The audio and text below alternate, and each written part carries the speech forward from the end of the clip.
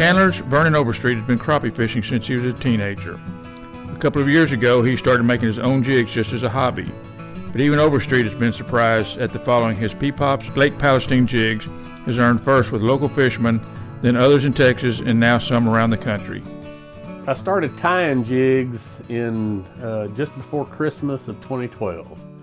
I actually just got me a Christmas present of a starter kit and some materials from a local vendor, and started just putting some jigs together. I think I still have the first jig I tied somewhere in this mess. I've been crappie fishing since I was 15 years old, I guess, and my dad and mother used to take me fishing. My uncle took me fishing quite a bit when I was young. At that time, I was a minnow dunker. I've dabbled with jigs a little bit. I'll take my feathers and I'll prep them for multiple jigs, and then I'll get all my jig heads out, and if I have to use my file on them to clean them up, make them more presentable, I cut feathers into one tip in several little V-notch pieces. Once I have everything prepped, I can run through tying jigs in 4 or 5 minutes per jig. But the prep work takes a little time. Probably my most popular jig right now, and has been for about 1.5 years, has caught a lot of fish on Lake Palestine and area lakes, is what I call my grape limeade, which is a chartreuse jig with a purple feather mixed into the chartreuse tail. A guide friend of mine started using it and just wearing the crappie out with it.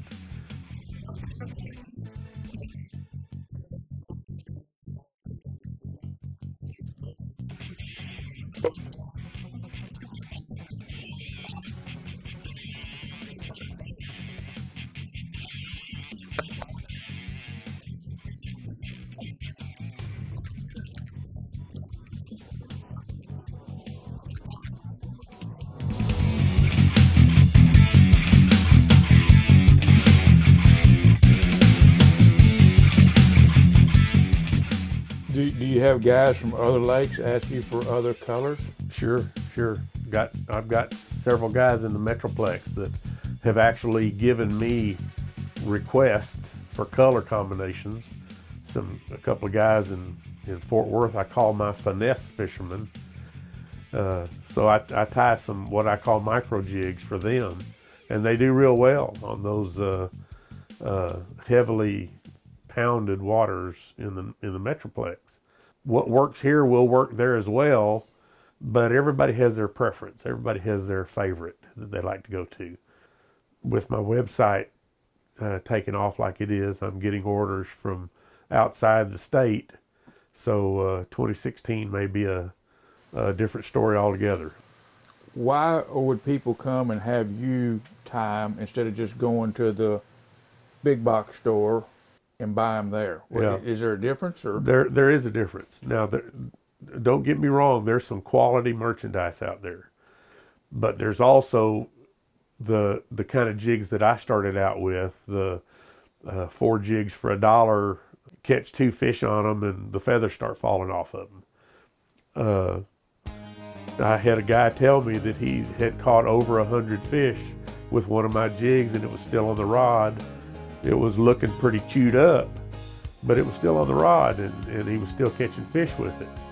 I'm pretty hard on my jigs. I'll throw them against concrete bridge columns and rock banks so that the paint might chip off of them after a while.